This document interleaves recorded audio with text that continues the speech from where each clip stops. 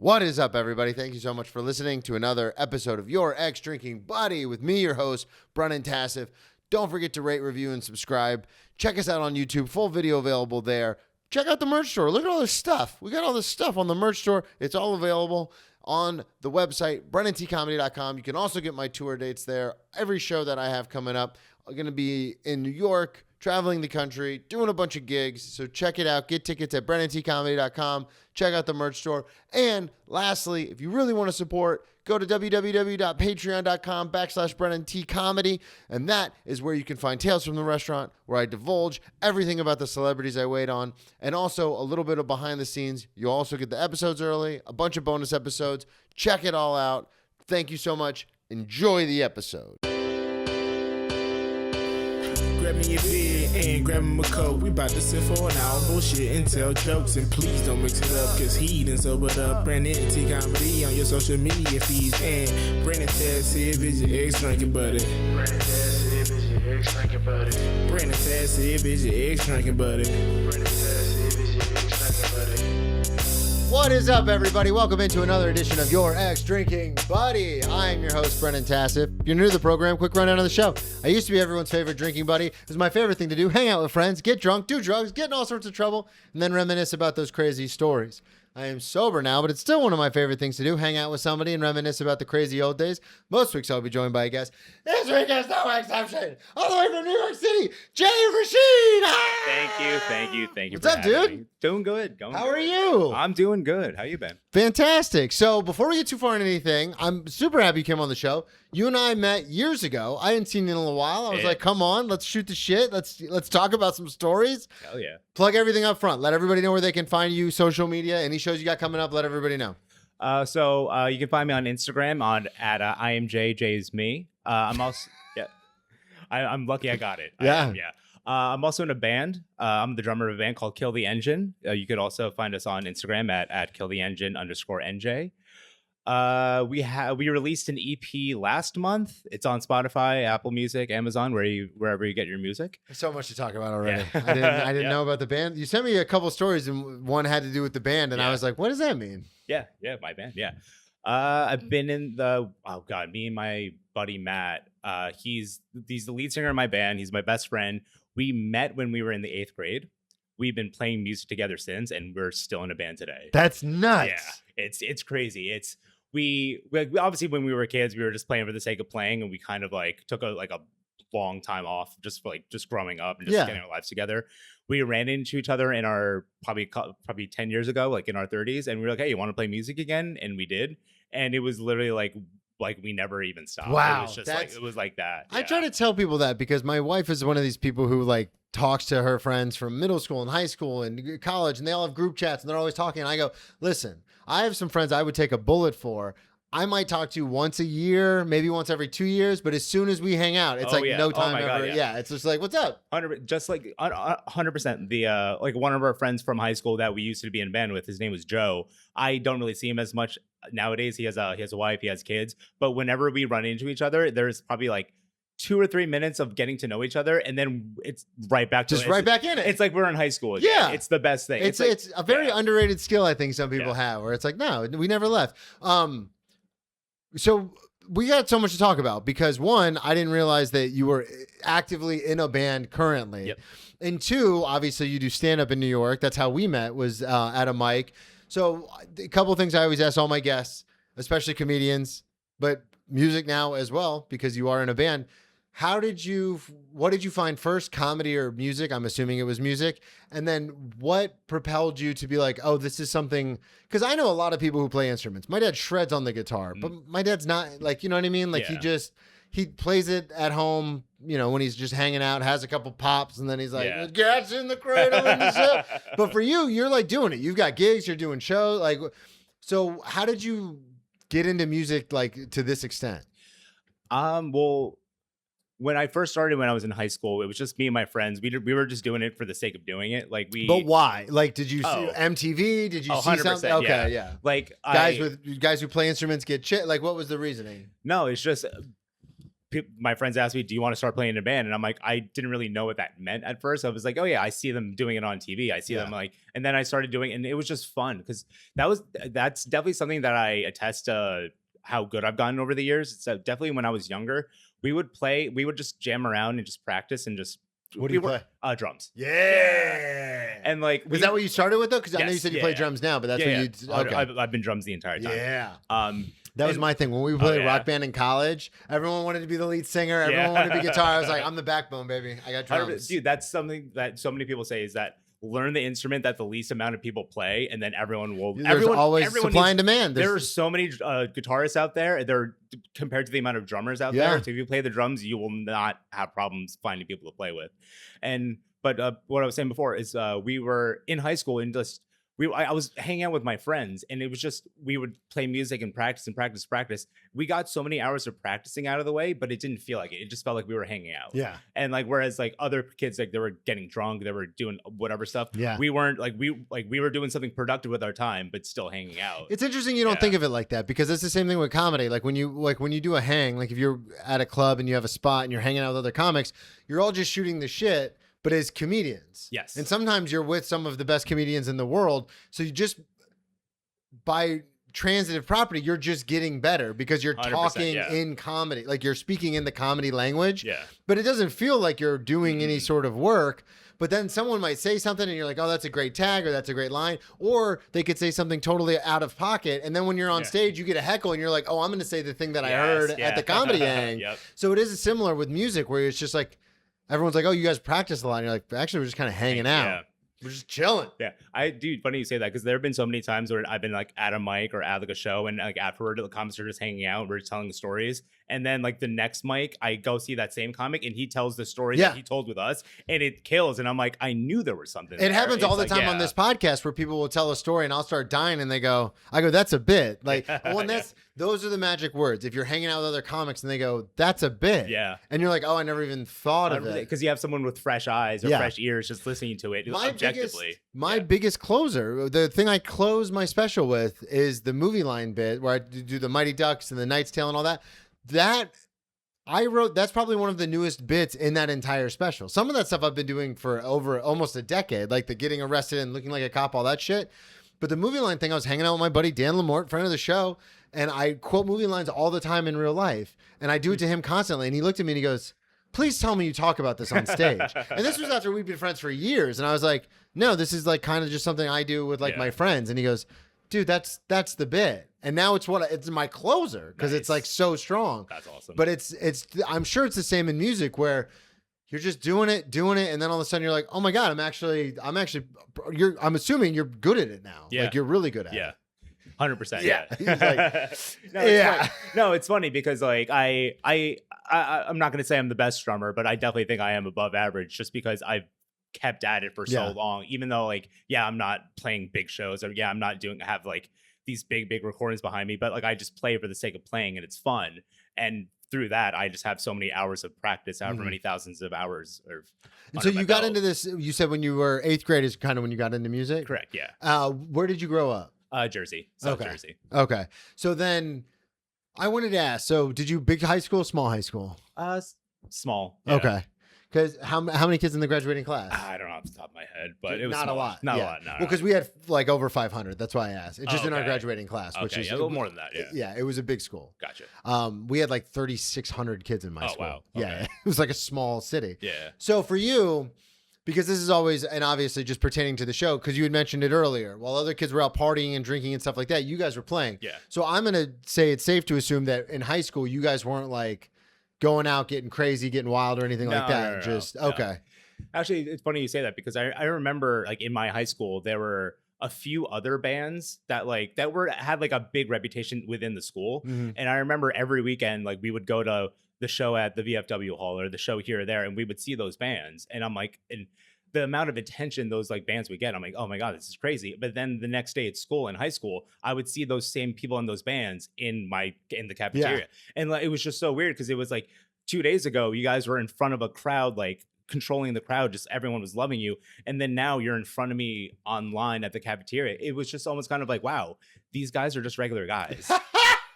these guys, like it's 100%. I also kind of feel just like regular guys. yeah, That's the title of the episode. 100%. And I also, it's kind of the same way with comedy too. It's like I was just about to bring it up. Yeah, it's like you see these great, amazing comics who are stand in front of a room and kill it, and then a little bit later you're talking to them, you're like, this is just a regular guy. Dude, I have numbers in my phone of some of the biggest comics in the world, and yeah. I don't say that to flex. I say that to be like, I have their like, they're just like, yeah, what's up, dude? Yeah, and I'm like, oh my, I gotta like, I'd be like, oh, I got like a friend coming in town. We want to go see a show at the Cellar, and they're like, oh, here's my number. Like, just text me, and I'll put you on the list. And I'm like, well, now I have this person's number. And it's a great thing too. Wild. Because it kind of like humanizes it, because it kind of makes me think like, oh, music or comedy is this thing that these talented elite people do. But I'm like, but after seeing they're just regular people, I'm like, wait a minute, why can't I do that? Yeah. Why can't I be a comic like that? It really just kind of like levels it to me. I've actually had, because I've done almost 300. I think your episode will be 300. So this is so I've done a lot of episodes. I've interviewed a lot of people, and that is a big thing. A lot of comedians, one of the biggest reasons why they get into comedy is because they always loved comedy, but then they go to an open mic and see people just bombing, and they go, this doesn't look that hard. Yeah. And so that's a huge, and it's the same thing in music, to your point. Like I said, my dad fucking rips guitar, but he's just a guy. He's just my dad. Yes. I'm like, I remember the best story is my dad traveled a lot for work before he retired, and he ran in the Viper Room. He went there because, he's a huge music guy. And so he went there and he sees Slash, big top hat, Guns N' Roses. Sees Slash. And he goes up to Slash and he was like, Slash, just want to let you know, big fan. Kind of settles Slash, like, oh, thank you, man. He goes, but you're no Jimmy Page. And Slash's bodyguard picked my dad up and threw him. Slash threw a beer bottle at him. But that is incredible. But that's, to your point, it's like, before he said that last part, it's like he just went up and was just talking. He's just another guy he's talking to. Yeah. So for you, what was the transition between? So a couple things. One, with the music thing first, and then I want to get into how going from music into comedy and kind of living in both worlds. But before that, when was the point with music where you were like, I know you love it, I know you practice all the time, you had the band with the buddies in high school, but when was the point where you were like, oh, this is something I want to keep pursuing? Or you did say you took a break, or did you kind of pull back and then later on get back into it? I did pull back. I took some time to like actually focus on comedy. I went back to school. I got my degree. And then I never was a conscious decision to be like, oh, let's get back into this band again. It was, I ran into my friend Matt that I was telling you about. And then he was just like, you want to start playing? Like, and it's almost kind of like not that I felt bad. I felt like I had this skill of playing the drums and I wasn't using it. Yeah. And like, I might as well just start, even if it didn't amount to a band, even if it was just for the sake of playing, we started playing again. And then all of a sudden we had these songs and I'm like, well, might as well play in front of people if we have these songs. That's crazy, because you're describing exactly what I go through a lot with stand-up, where it's like, people are always like, oh, do you want to be on, like, you should do Kill Tony, or you should try to get on Netflix. And I'm like, first of all, never will I be on Kill Tony. Second of all, I'm like, that's not, I just like making other people laugh. Like, I tell people all the time, like, especially with my in-laws and stuff, because they don't know, we just met a few years ago, and so it is one of those things where they go, oh, like, what do you want out of it? And it's like, if I could just quit the restaurant and just do podcasts and comedy, that's all I want. Yeah. Just to make the same amount of income doing this that I'm making doing that. Like, at the end of the day, it's not about, and I say all that to say, like, the fact that you're like, I don't care if I become famous. I don't care if I make it big. I just love playing the drums. Yeah. That's inspiring, dude. Honestly, like, I didn't start this to be famous. I didn't start this to, like, I love it when people tell me that they love my music or they think it's good, but at the end of the day, I'm doing this for me. Yeah. And that's I kind of can't lose sight of that, because once I started doing it for other people, that's when it stops being fun. That's a huge thing I've noticed in comedy, and we can transition into that because I do want to talk to you about that. But like, before our baby was here, Tracy and I's baby got here, we were doing, like, I was trying everything because I was like, I just want to do comedy. And then it's like, well, you have to learn how to edit and cut clips and do all. So I taught myself how to do that. You see the rig, like, I got all the lights. I fucking was like, all right, well, if we're going to do it, we're going to do it the right way. 100%. I'm an addict by nature. So I was like, let's go. So I taught myself how to do all that. But it is interesting because then they were like, no, that's not what we're doing anymore. We're doing front facing cameras now. You don't need to cut clips because you're just going to do front facing camera. So I was like, all right, I guess we're doing that. And then all of our friends are like, no, it's sketches now. We're doing sketches. And I'm like, And then I got to a point where I was like, I'm gonna just say fuck all of this and go back to originally like just doing the stand-up portion, because I was doing so much for other people that you kind of are just like, what am I doing? Yeah. And then you see friends who go viral and you're like, good for them. And some of them are very talented. And I know a lot of those people and they're very funny. And I'm like, good, they deserve it. But at the same time, it's like, yeah, but I'm not going to do what they did to do that. Yeah. Like, I'm not going to call a bunch of my buddies over and be like, hey, I got this sketch idea. This is, which again, no shade. I just like, I'm married with a kid. Like, I don't got the time for that. So for you with music and then into comedy, was it an idea of like, I just love doing this? And then how did you go from the drummer, who was the backbone of any band, who is like the heartbeat of the band, to then doing a front facing position? Like, you're not a lead guitarist, you're not the lead singer. How do you go from the guy in the background holding everything together to actually, you know what? I want to get in front of everybody by myself and just talk. That's actually funny because I started doing stand up when I wasn't playing in a band for a while. I actually wasn't doing anything like artistic. And there was just one day I just jumped in. I'm like, I'm going to try this. So it definitely. Why did you? Where did you find it? Did you grow up watching it? Like I grew up watching it, definitely. Then in Eatontown, New Jersey, there was this one improv group that I would go see all the time. They were just called Improv Jam, and I remember like they were hilarious. I remember really funny. And then there was this one comedian who would open all the time for them. His name was Gordon Baker Bone. Okay. And I remember seeing him, and he was just so funny. And exactly what we were saying before. Afterward, I had a conversation with him, and I remember thinking, like, just a regular guy. Just a regular. I mean, he's hysterical, but I just remember thinking, like, there's nothing stopping me from like trying that. And then that's kind of what got me. Like, I tried my first open mic. I tried my How first old few were shows.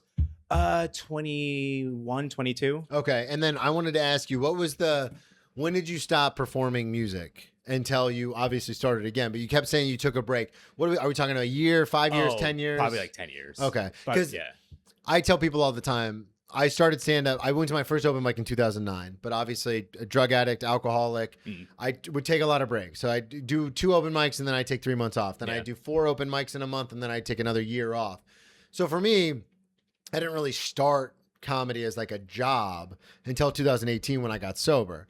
So that's why I always like to ask, because there is a difference between like doing something, but then if you take a break and then getting back into it. Yeah. So for you, it was like 10 years. Kind of, yeah. So was it after high school? You were just kind of like, all right, we're done? Yeah. It was pretty much after high school. It's just like all my friends who I was playing music with, life just happened. Yeah. Like jobs, college, like just life just happened. Did you go to college right after high school? Because you had mentioned that you went back and got your degree. Yeah, I went. It took me way too long to get my degree. Way too long because of the drinking and all that in life. But that definitely helped, or was a part of why I took a break from music. But so then you take the break. You start doing music again, but before you start doing music in this 10 years of the break, you're living in New Jersey, you're going to see this improv troupe, and then you see this guy and you're like, oh, I can do that. Yes. 100%. First open mic was in New Jersey? Yes. Okay. Yeah. How'd it go? Good. The second was when I found out. All right. I feel like that's usually what happens. Usually I feel like that first time is always good, but like you need that first bomb to make you to justify, to like it's the first time, because a lot of times too people are like, oh yeah, I did my first open mic, I brought a bunch of my friends, or it's like that too, I had been writing. I've had so many guests where they're like, yeah, I knew I wanted to do stand up, I was just too afraid to try it. So by the time they go to their first open mic, they have like notebooks and notebooks of material. So it's like, okay, you just got to pick 5 minutes from like 3 hours of it's all crap. Yeah. But still, you have something to pull from. It's normally the second one where people like the shtick of like, this is my first time isn't there. And so what happened the second time? Second time, it was, well, I think it's exactly what you said. My first one, I had all my friends at. And then the second one, I kind of like got that confidence, like, I know what I'm doing.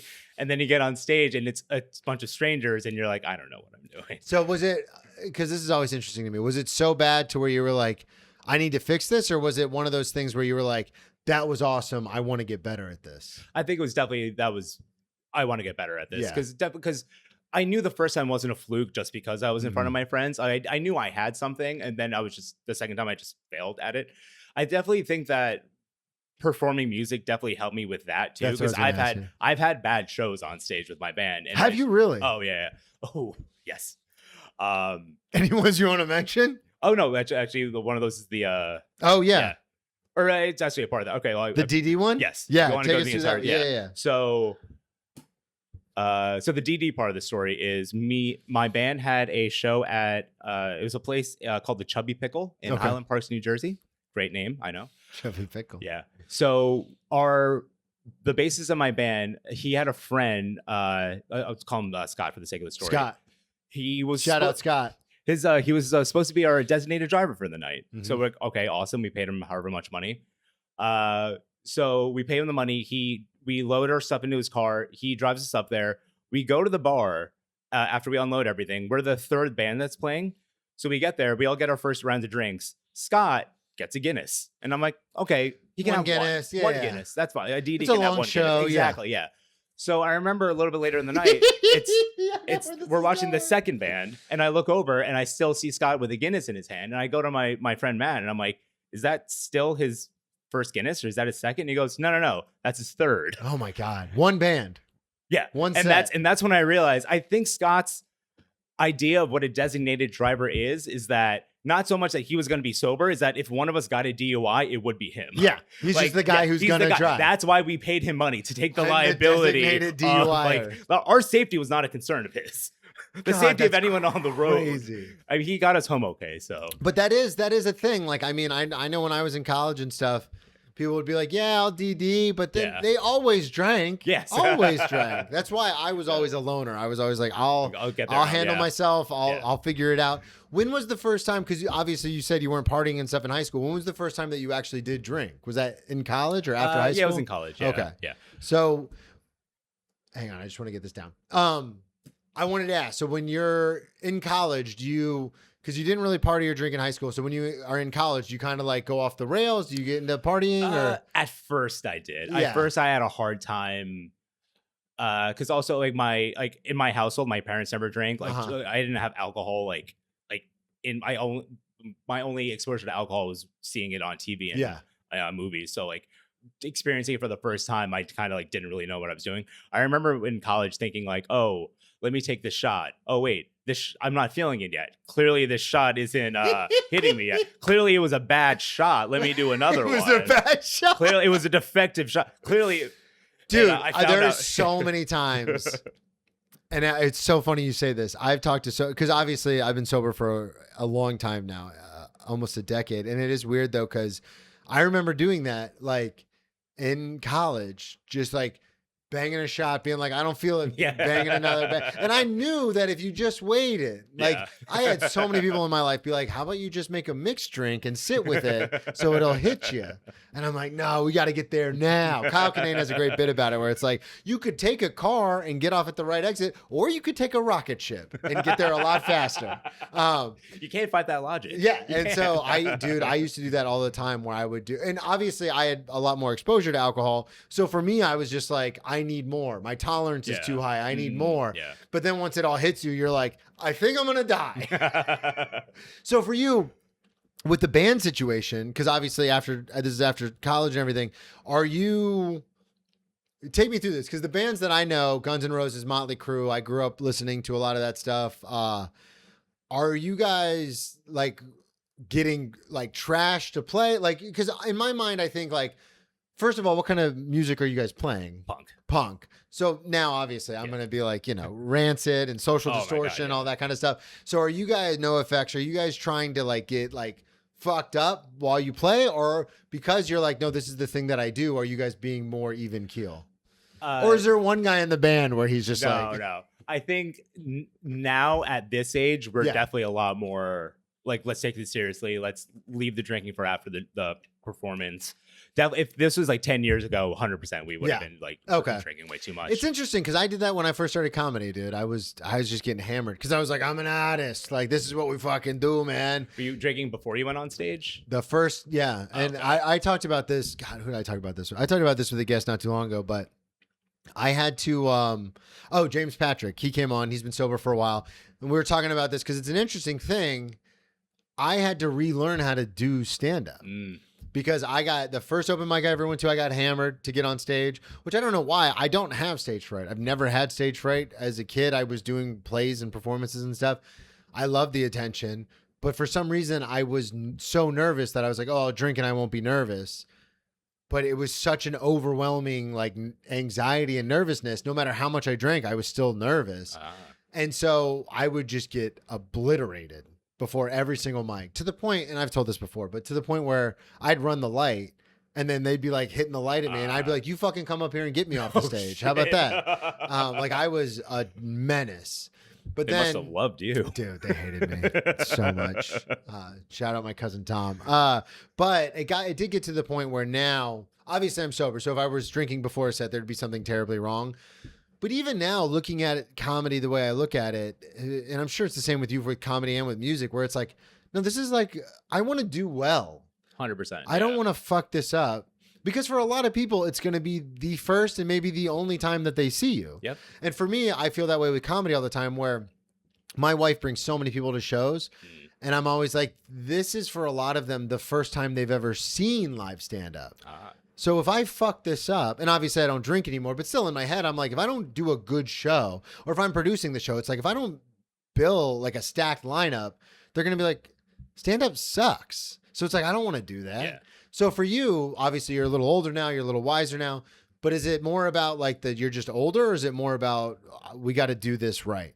Definitely both. There have been times where I've looked forward to a show where I've either, it's never really happened with music, but definitely for stand-up, where like I looked forward to a show, I have all my shit ready, I have everything ready to go, and then I have a little bit too much to drink and I ruin the show. Oh, and, really? Yeah. Where I bomb, where like I know I could have done better. So it's almost kind of like all that anticipation, all of that waiting, and I wasted it all just because I had a few too many drinks. It actually has happened once or twice with music where I will only limit myself to one drink before I go on stage. Yeah. Especially if I'm playing drums, because like there have been times where I'm playing and I had too much and I'll drop a stick. Oh, and, really? That's what I won't like mess parts up, or I won't like play poorly when I drink too much before I go on stage, but I will drop a stick. Like something about like obviously coordination. Yeah. Like drink. So like I'll be moving around from like a cymbal over to like a hi-hat or something, and then I'll just clip a stick. And yeah. And like I have a stick bag to my side, so like you're supposed to like, so it happens, but it's just such like you're in the middle of it, you're in the rhythm, and all of a sudden I have to like grab another stick and try to. Dude. Yeah. So that's when it happens, I got to ask you about this. So obviously this is in your younger days, this isn't who you are anymore, but when it has happened, in your head, are you like, oh, because I remember getting on stage hammered and just like the next day being like, you fucking piece of shit. So for you, like if that happens, do you like after the show, or is anybody taught, or like, are you like, son of a bitch? Well, it always happens because the moment I get off stage, I think to myself, nobody noticed that. And then more times than not, it's Matt, my best friend. He'll the singer in my band. He'll come up to me. He goes, yeah, you really fucked that up. And I'm like, okay, everyone noticed that. Isn't it the best when you're like, God, I used to be like that at work, because I used to drink before work every single day. And I worked in restaurants. So like nobody, like as long as you could do your job, nobody really cared. But there were some days where I would leave the restaurant that night and be like, nailed it. And then you come in the next day and the manager's like, hey, can we talk to you in the office? Do you want to talk about how good I did at my last shift? What? You want to talk about how I fucking killed it? So you get into stand-up before you get back into music. What happens? I want to ask you, because you have both these passions. You're both very good at both. You're good at both of them. I've seen your stand-up. It's hilarious. Obviously, with how much you've been playing the drums, I'm going to take your word that you're awesome. We'll link Kill the Engine in the show notes so people can check it out. What is the deciding factor? So I'm a booker. Hey, Jay, I got you on this show Saturday, July 24th, whatever. If you already have, and then Matt comes to you and goes, hey, we got this big show we got to play. Which one takes precedent? Depending on like the show, is it just case by case, or I basically want you to admit publicly what you like more.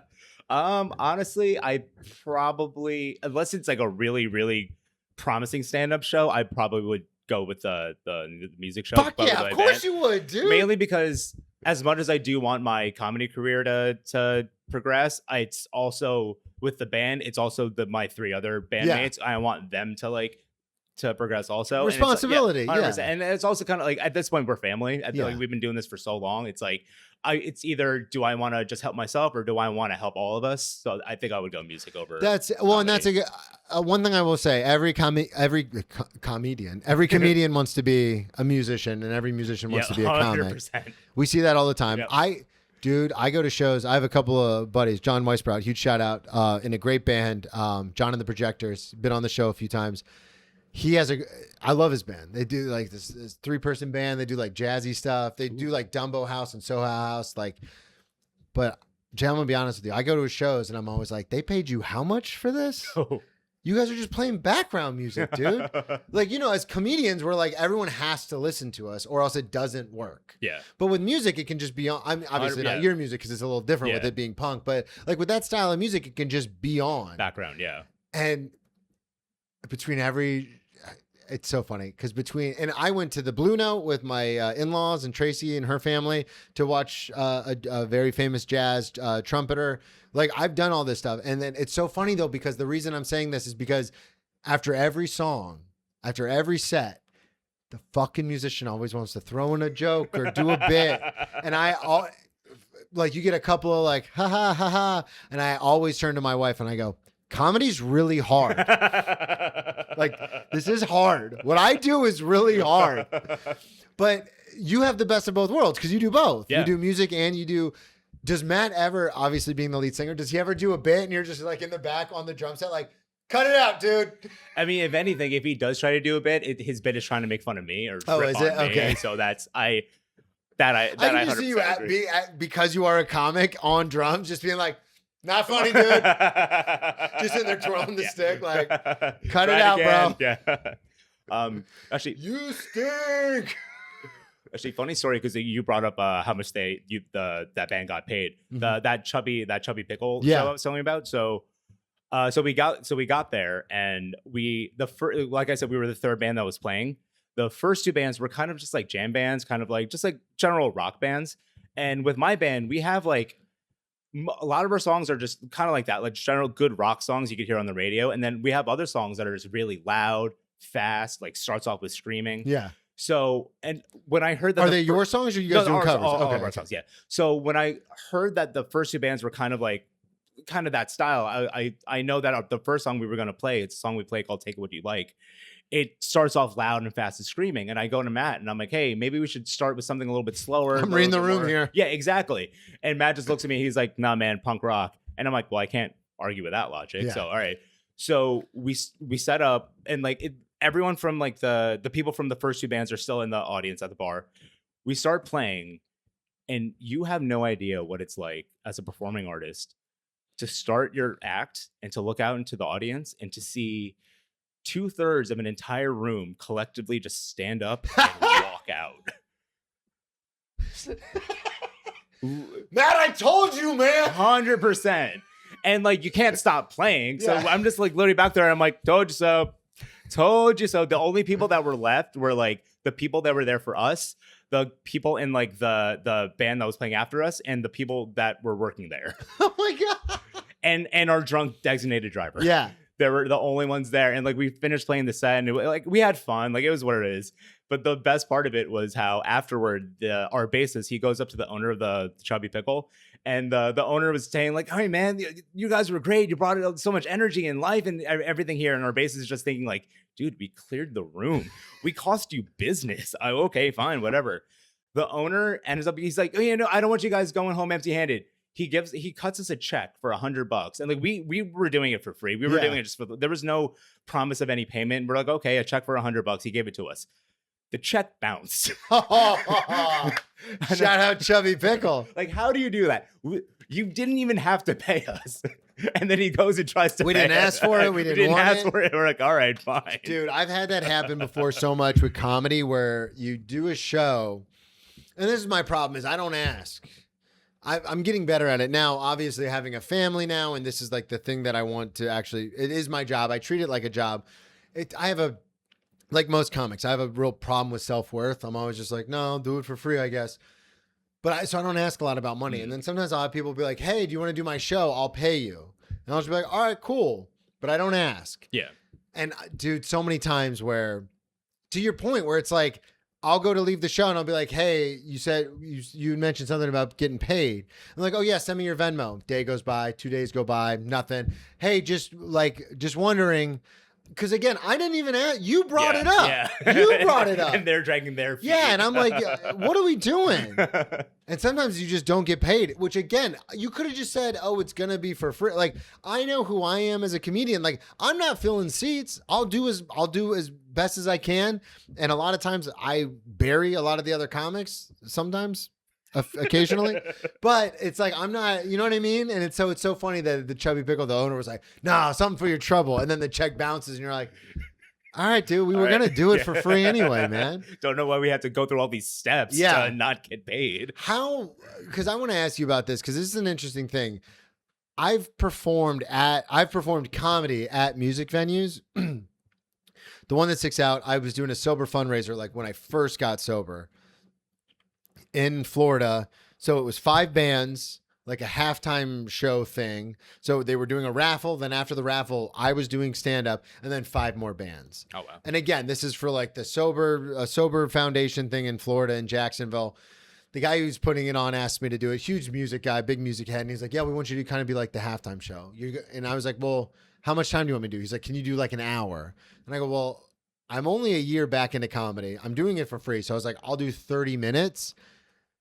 Dude, it was the worst. Because again, what we're talking about, people don't have to listen to music. Yeah. It can be like you're listening, but you don't have to focus, I guess I should say. Yeah, I get that. Yeah. So these bands go up and then they do a raffle, and then they're like, all right, now we're going to do stand-up comedy for the halftime intermission. And I go up, and there's literally one table of like 3 people that I knew from my daytime restaurant job, older couple, and then another friend of mine from the restaurant at one table. Everyone else gets up, goes over to the bar for this sober fundraiser. They go over to the bar and start drinking because the bands aren't sober. They're just doing it as a thing. For the sake of doing it. Yeah. And so I was just talking to this huge room, fits like 200 people. I'm talking to one table of 3, just like doing my bits. And I was like, ever since then, I was like, I will never do something where I mix music with comedy. Music and comedy is definitely a tough thing to have in a single night. Well, because you're coming from it at both ends. So, and like, say a band that you knew was like, hey, Jay, we want you to come do stand up first. Would you ever do something like that? I would try, and I would do it and just for the experience, just so for afterward I could be like, hey, here's why I don't want to do this anymore. Yeah. But I definitely would try it. But you haven't done that to this point. I've done shows where it was like one band and the rest comedy, but never the other way around where it was mostly music and then some comedy. That was rough. Yeah. That was so rough. But it's just, I because you live in both worlds, I find it interesting to get your take on this kind of stuff because you are doing both. Do you ever find, with doing the music, do you ever find it where it is one of those things where like when you get off stage, is it like a comic? So like if someone's like, oh, I love your set, I'm like, oh, thank you. But if someone's like, hey, dude, that joke about looking like a cop, that's awesome. That means so much more because it's like, oh, you remember, you were listening. Do you have that in music? Oh, yeah. When like people compliment me after. Yeah, 100%. It means a lot because like, especially like they'll pinpoint one, they maybe not pinpoint, but they'll be like, oh, that song, it definitely sounds like it could, or that one song's awesome. It sounds like it could be on the Tony Hawk Pro Skater soundtrack. Okay. A compliment like that just means a lot to me because it's like, hey, I play Tony Hawk. I love that soundtrack and I know what song, and like when we were writing that song, I had that in my head. I'm like, I wonder if people will pick up on this. Yeah. So to hear that exactly, I'm like, yes, that's amazing. Dude, thank you for that's that. sick. Yeah. So I wanted to ask you, when did you start? You said you did you went to your first open mic. And that was, you were 22? Yeah. And then you started playing music when you were like 14, 15? Yeah. No, not even. Younger than that. Around 14. 14? Yeah. So, God, that's crazy. What, and then I want to get into some of these stories. What is the thing about music and about stand-up that you find kind of, because like I said, every comic wants to be a musician. Every musician wants to be a comedian. What is the like through line? Do you find that there is any through line between, I mean, other than obviously the performing aspect, but the writing? When you write a joke, do you find it similarly to when you're writing music, or is it a completely different muscle? There definitely are some similarities and differences. The biggest thing I love writing a joke from scratch and then just kind of get like other people's like ideas on it and just kind of like seeing as like a collaborative effort. And that's what I love the most about writing music is how if a guitarist comes up to me like, hey, I have this idea for this guitar line. and then I like thinking, oh, what can I do with that? So it's almost kind of like I love like writing music with like different people and just like seeing like everyone's different influences, because it's like, oh, we're all good at what we do. Let's see what we can all do together. Yeah. And then that's what I love also. And then definitely another thing is how just playing around with like playing music with my friends for so long that we'll just kind of just jam around, just being like in the middle of like, okay, let's play this song or let's play this rhythm. And then like, let's all move over into this rhythm, and just being able to think on your feet like that, that definitely translates to being on stage. Cause it's like, or even doing improv, because it's like, it's being in the moment, being like, oh, we're playing this part next. Okay, let me take time to think about what I want to do. It's like, no, you don't have that time. You just got to go. You got to go. It's like, oh, you're doing it on, or you're telling a joke on stage, and oh, you feel like the mood shift or whatever, or like somebody tries to say something. You don't have time to calibrate and think of a response. No, you just have to go right then and there. It's so funny because there's so many lines that are now actual tags and bits, because like somebody said something or somebody did something, and then I just like my brain just went go, and you just said something. I say something back, and then the whole room laughs, and you go, oh, that's the tag. Yeah. That's the tag. Yeah. Almost exclusively my my best tags are all things where I thought of the premise, I thought of the joke, and then as I was doing it, somebody said something, and I was like, ba-ba. Yeah. And then everyone laughed, and I went, oh, that's way better than what I actually sat down and wrote. I did want to ask you, because I write a lot this way, where I'll have a story, because I'm a storyteller. So I'll have a story, and I get on stage, and I tell the story just as it happened the first time, and then I kind of work backwards from that. With music, do you guys, because this seems like it would be the most logical answer, are you guys just jamming, and then you're like, oh, I think we've got something here, like let's go, you do this, now you do that? Or is it like someone runs in with like, oh, I just broke up with my girlfriend, I got all these lyrics, let's write a song about this? We're not really like that. I've been in bands that are like that, where one person brings forward an idea, not necessarily the entire song, but just like idea for lyrics or idea for like a verse, and then everyone kind of puts their 2 cents in and tries to form something better. With us, with my band Kill the Engine, we're more so, we'll be hanging out, and then one person will have one cool riff or one cool idea, and then everyone kind of like all of our ears kind of like perk up, and we're like, oh, keep doing that. Like the more times than not, it's actually funny. Our bassist Casey, shout out Casey, we'll like everyone else in the band will be talking about something else or doing whatever, and Casey, he'll be in his own world, just kind of like just noodling around on the bass, and then all slapping the bass. Yes, he'll be doing that, and then all of a sudden I'll hear him do something amazing, and I stop my conversation, and I'm like, Casey, keep doing what you're doing, and he'll be like, what? And then he'll keep doing it, and we'll write a song like that.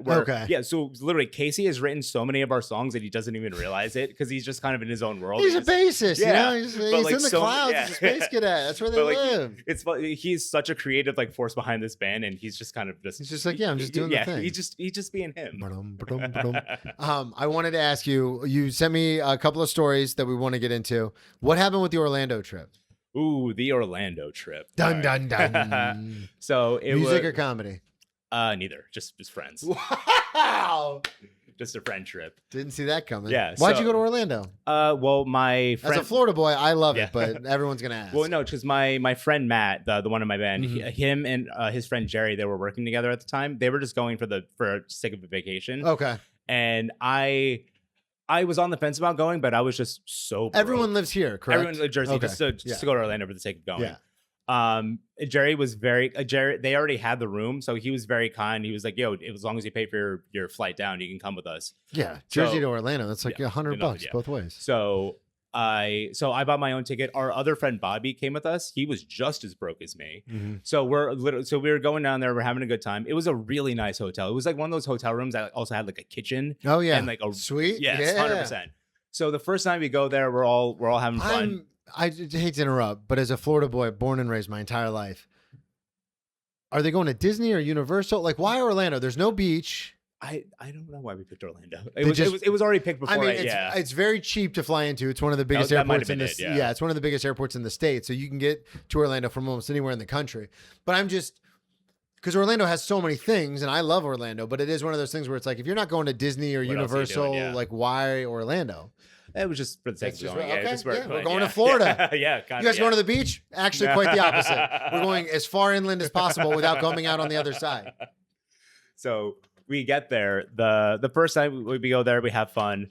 The second night. How long ago was this? 2012. 2021. So band's back together? Yeah, Okay. 100%. Yeah. Oh yeah, and yeah, we didn't have COVID, so you Yeah, guys are that's like, right, yeah. we got to get out of this. Fucking, 100%. It was right around then. Yeah. Yeah. So the second night we go there, it was just me and Bobby just drinking at the bar. Bobby gets way too drunk. So I carry him back to the room. And Yeah, you do. there's some hotel staff who sees us. They're like, they help us too. Bobby is just an angry drunk. And he just Come on, Bobby. he just starts You know you can't afford these drinks anyway. What are you doing? he starts talking shit to the hotel people for no reason. And I'm like, they're not doing anything. I don't get it. And then Just being aggressive. just being aggressive. And he says, I don't know why he would say this. He looks at the guy. He says, "I'll kill you." The cops got called on us. Yeah, of course. We got trespassed and got kicked out. At 1 Oh, a.m. Bobby, At 1 what are you a.m. doing, baby? And what killed me the most is as the cops. What did are Matt there- say? Are What's you up? like texting with Matt? Oh Like, no! yo, we're Well, we ended up getting back to the room. They were sleeping. They had to wake up and pack up all their stuff because they had to get kicked out too. we were all getting kicked out. Oh Ooh. God. And what killed me the most is as we're in the middle of taking getting everything together, Bobby comes up to me. He goes, "Why are we getting kicked out?" And I just wanted to put my fist in Yeah, his face. because of you, dude. He felt once he sobered up, he felt really bad about it. So we're like, "Oh, okay, we're still gonna get kicked out." We And had- hotels night of are not cheap. oh my god! And we had to do it all at like 1 or 2 in the morning, Oh, find a new God. place. We go to another hotel. We got kicked out of that one too. Just getting too rowdy. Not even that one. Like an old couple tried to fight with us, and I don't even know why. Was this like a night later or the same night? The next night. Okay. The next day, yeah. So you go to this hotel, you check in, everybody sleeps. Yeah, same day. You wake up the next day, you're like, we're at the pool bar, and then an old couple tries to start a fight with us. And I think it also had something to do with the hotel knowing that we got kicked out of the prior hotel, Yeah. that they were just like, flag these guys, get them out of here. So we go to the next hotel, and it's nice. It's a nice hotel again, like the first one we were in. We spent a few nights there. It's our last night there. We're like, okay, how many days are you staying in Orlando? 5. Okay. Yeah. So we're there. We're like, okay, it's our last night. We're going to cook a nice dinner. We're going to go out for drinks afterward, and that'll be our last night. So we're cooking dinner. We're drinking while we're cooking, which is always a great idea. 100%. And it's probably like 8 or 9 o'clock. And I'm like, you know what? I'm gonna lay down real quick. Wake me up when dinner's ready. We'll eat and we'll go out. I lay down. I wake up at 1 a.m. I look over at the bed next to me, and Jerry was the one who was cooking. He was sleeping also. So I'm thinking, motherfucker, these guys ate, went out, and came back without me already. I open the door, and there's just smoke. And I'm like, what's going on right now? And I go out, and Bobby's like freaking out. He has the door open. We put the food in the pot. He put it on put the flame on, and then he passed out. And the pot was just on fire for who knows how long. And Oh my Bobby God. was sleeping on the couch, and he absolutely redeemed himself from getting kicked out of the first hotel because he turned it off, opened the back door, aired it out. He saved our lives because Yeah. we would have died. So we're like, okay, thank God. And then we're just kind of like, we almost died through that. And we're looking at the pan and like the pot that was on the burner, and it was just corroded through. Oh, yeah. We were just like, oh my God. And we're just looking at it. I'm like, oh my God, this is crazy. So this Does is the next hotel day. staff come? What's up? Hotel No, staff? I don't know how they didn't know. Yeah. I don't know. Hopefully they don't listen to this podcast and find out. But the next day, we had different flight. I was flying out earlier than they were. So I go to the airport. I'm on my flight back. And I've been hungover before, but this is a different type of hangover. I'm like sweating and shivering at the same time. When you move I'm your like- head, you think you're gonna throw up. But I've been then there. I get back, and then after I get back to Jersey, I'm like, I start like seeing like spots in a little bit. That's not And good. then all of a sudden, like my legs shake. I think it's an earthquake, and I look around. Everyone else is fine. I'm like, oh, I'm the only one experiencing this earthquake. Jesus Christ. And I text the guys after they got back, and they were going through the same thing. Apparently, like some of them were even seeing stuff. We looked up our symptoms: metal fume poisoning, because we were legit looking at the pot. Yeah. And it was in the air, and we were just like, we're idiots. God, so you got metal fume poisoning, Yeah. not alcohol poisoning. No, metal fume I poisoning. didn't even think about that. That's the bit. Oof. Not alcohol poisoning. You got Oh metal my God. fume poisoning. It's funny because Bobby asked his sister, who was a nurse, like what we should do, and she was just like, and she says, if you start pissing blood, go to the hospital. And I'm like, I think that's a good rule of thumb, Yeah, regardless. yeah. I don't know, metal fume poisoning. Or I kinda not. think, yeah, regardless. It's so funny you bring that up about cooking and drinking. So many times passed out on the couch, oven, just Oh, going like cooking a pizza in the oven, a frozen pizza, Just wake up the next day, it's black. My roommates are freaking out. What the fuck? You almost burnt the house down. A couple of times, pot on the stove to the point where all the water boils out and evaporates. And what you're talking about, like all of a sudden, it's just like you're a blacksmith about to hammer. Dude, so many times I've done that. The worst part is, and because I'm an alcoholic and a menace to society, the worst part is 9 times out of 10, I would like wake up out of a drunken. So I'd be like making food at like 12 o'clock at night, pass out, wake up at like 3 in the morning in a panic, like smell the smoke, turn the oven off, open the oven and be like, oh, my pizza's ruined. I'm hungry. I'm even more hungry now. Priorities. Dude, oh man, that's so funny. So you almost died twice in Orlando. 100%. What happened with the race? Ooh, okay. This is the last story we're going to talk about. So, just for everyone listening, I always ask my guests to send 1 or 2 words so I hear the story fresh. You just put "so drunk had to race." So I don't know what that means. I got drunk one night and give us a timeline. Where are we at? College, after college? College. Okay. Yeah. Where did you go to college? I graduated from New Jersey City University. Okay. Yeah. So I started drinking kind of earlier, but then I parts of the night I don't remember. But then the next day I wake up. My freshman? Sophomore? I think sophomore. Sophomore. So I wake up and my sister texts me, and all the text says is, I just signed us up. We're all good from a week from Sunday. And I'm like, what are you talking about now? Dude, again, so many times I've made plans, blacked out drunk. And like, yeah, and you get these texts. You're like, okay. So I scroll up. See you next week. Where? I scroll up through the text. While I was drunk, my sister texted me asking me if I wanted to run a 5K with her. Oh, God. And drunk Jay was like, sign me up. Hell Let's yeah. do it. And like, I've ran with my sister like once or twice here and there. I've never done a race before. I've never been that guy. So I'm getting ready to text her like, hey, I thought about it, never mind. But before I get the chance to text her hamstring's cramping up. She texts me, oh, and by the way, I paid the sign-up fee for you. Don't worry about it. You don't have to pay me back. What a and at loving that point, sister. I'm like, I got to now. And it's funny because like, I don't know if you've ever ran a race like that. No. But I'm an athlete. I don't do exercise as my sport. There half the people actually take it seriously, and then the other half just like, it's for charity. I'm just walking in or running a little bit here and there. I totally 100% could have done that, just like half-assed it. That's not how we do things around here, Jay. Every part of me could not let my sister beat me in a race. Of course. And we're not competitive at all. We're not really? Okay, No. yeah. But just the brother in me couldn't let my sister beat me in a race. And it actually kind of worked out well because like I took that week to dominate, to train a little bit. To dominate. I actually the only way out is through, sis.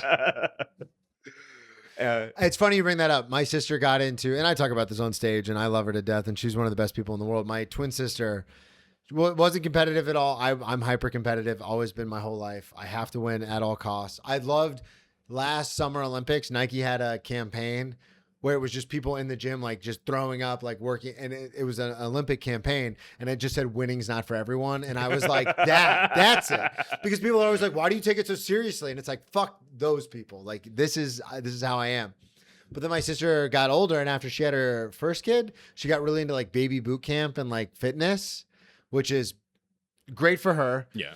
But dude, like I played Division I football. Like the gym is like my life. Yeah. And so it's so funny because I try not to be such a dick about it, but she'll be like, oh, I just did this at the gym today. And I'm like, fucking grow up, get some real weight going.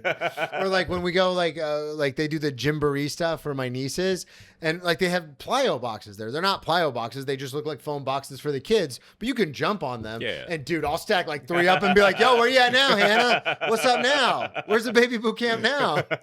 Dude, so I understand that logic of like, I'm not even like a runner, but I'm not gonna let my sister beat me. I can't let myself live with So you that. took the whole week off from like partying and drinking and doing anything just to train. Yeah. Were you actually like headphones in, like going out for runs? Yeah. Yeah. Just looking at a picture of your sister being like, you will not beat me. I am the Terminator. Oh man. Dude, this was fun. It is. You gotta come back on sometime. A lot of fun. When did the single drop for Kill the Engine? A couple months ago. EP single? EP, yeah. Whole EP. Yeah. All right. Yeah, it's called DOA. Like I said, it's on all streaming platforms. So when you say, a couple things I want to ask you about. Now we're just talking with the band stuff. When you say punk, give me like because a lot of the punk I know, like I said, Social Distortion, Rancid, things like that. No effects we'd consider punk. Yeah. Okay. Like I love that kind of music. I listen to that a lot in the gym, especially because it reminds me of my drinking days because it's a lot about like getting fucked up and all that kind of stuff. But then there's also a different genre of like the emo punk where it's all like love songs and she broke my heart and I broke her jaw and all that kind of stuff. Where do you guys fall in that with Kill the Engine? Are you guys more like, you said like screaming, like heavy energy? Like I think we're definitely not so much in the emo category. More definitely, yeah. So what do you, when you're writing a song, and like you said, like Casey's a big inspiration for this kind of stuff, but what is the, like, what's the subject matter you guys are talking about? Well, Matt usually does the lyrics. He does a great job with them too. So Casey does the bass line, and then you guys kind of figure it out from there. Yeah. I sing one song on the you EP. do. Yeah, I slut, dude. Playing the drums and singing is so fucking. It's got to be so hard. It's so tough. It's good in a way. Like I have to plan out what beat I'm playing and make sure it's simple enough that I can manage singing while I'm doing it. And it's funny because like on the song on the EP, it's called Drink Ticket. I'm playing it through, and then as I'm playing, or whenever we're playing it, I'm singing it, and there's just so many words. And I'm out of breath, and I think to myself, who wrote this thing? Oh wait, I did. I'm the one who chose all these words, and it sounds great. I love it, but I'm just playing. I'm like, why did I give myself so much work? Dude, that's so funny because that is such a thing where it's like if you're ever doing anything physical and then also trying to talk at the same time. Oh my God, yeah. I had an act out one time for a bit, and I had to stop doing it because I was like, I can't do this act out and talk. I remember one time, this is not relatable to what you're saying at all, but kind of. I remember one time I forgot where I was at in the lineup for a show, and I was like way in the back of the room. And nobody told me. And then they were just like, Brennan, and I had to sprint up to the stage. And I got the mic. I was like, hey, guys. What's going on? Oh, my God. And it was one of those things where I was like, I can't breathe. Hey, guys, I can't breathe. So you're like fucking playing and you're just like. It's even tougher, too, because I'm trying to get into the practice of playing with a metronome. Just I don't know if you know what that is. Oh, yeah. So basically, I would have that in my ear and like have it just constantly going like a 1, 2, 2, 4. Oh, so you have it like hooked up? Yeah, like in my So you wear the headphones? Or I try to in practice, but I just because I need to like get better at it to stay on point, to stay like in tempo. Like sometimes I do, sometimes I don't. But it's definitely every drummer should be able to play to a metronome. So I'm definitely good at it, but doing it while singing is just oh my God. Do you wear the earpieces? Are those just monitors? Do you just call them monitors? Well, yeah. Well, because in comedy the monitors are the things that are on the stage. Yeah, it's the same thing. It's they're called in-ear monitors. Okay. Basically, yeah. So do you wear those? I'm so curious. When you wear those, because obviously as comedians we don't wear those because we have the monitors on stage. When you wear those, do you just hear what's going on with your drums? You can work with a sound guide. You can get exactly what you need. So what do you do when you set it up? Because that'd be nuts just to hear your drums. You don't hear the crowd. You don't hear it. You're just hearing like. And it's funny because whenever they'll ask me, "Do you want more of your drums in your monitor?" And I'm like, "I hear my drums fine. I'm literally on top of my drums. I need everything else." Oh yeah, because you can drown out the sound of everything. 100%. Like even if I don't have the drums in my monitors at all, I just need the bass. Yeah. Give me the bass and everything else is fine. It's funny because like the first time I ever played with a monitor, I had no idea what it was. It was just like because as the drummer, like you're literally behind all the amps, you're behind everything. You're literally, if anything, you're getting like the echo of all the sound. Which can be like a split second behind. 100%. So I've trained myself over the years to like not fully rely on listening to what everyone else is doing just to do my own thing. So the first time I had a monitor, I'm like, this is a luxury right now. So it's like. That's so crazy because you are behind everything. And you can't, like with an electric guitar, you can plug it into the board. Yeah. So like you can hear that perfectly through a headphone, but you can't do that with a drum set. Because every 100%. Place on the drum that you hit is a different sound. And it's not like you're plugging the drum set in. Don't they just put like microphones next to it? Oh no, they mic up. There's a mic on there's mics on each drums and they have overhead sometimes. Okay. Yeah. God, that's fascinating. But still at the same time, like that's more so for like everyone else. Yeah. Like when you're the drummer, like you're on top of it. You can hear everything. Yeah. But also like the delay, because like you're saying, even when it's an echo coming back, like that delay could fuck up the whole set. Because if you're even a split second behind. Depending on the size of the room, the acoustics of the room, what you hear back is not necessarily. Yeah, it took me so long to realize that what I'm hearing isn't necessarily what the audience is hearing. Yeah. So you have to like figure out, and that's the beauty of monitors. Dude, that's nuts. This has been fun. I didn't know you did the fucking. Yeah. Everybody, check out Kill the Engine. Check out Jay. Plug everything one more time. Your social media, the whole deal. Yeah, I am Jay. Jay is me. I am on Instagram. My band's Instagram is also _NJ. Beautiful. Yeah. Thank you, everybody, so much for listening at Brennan T Comedy on all social media, BrennanTComedy.com. The special will be out September 24th. That's a Thursday. We're going to drop the special Chasing Dreams. So keep your eyes out for that. And I will be in Milwaukee, Chicago, Brooklyn, all coming up in July and August. So keep your eyes out for that. Tickets at BrennanTComedy.com. We'll talk to y'all next week. Boom. Dude, that was great. Thanks a lot, man. You're fucking awesome, A lot man. of fun. Thank you. Thank you for having me.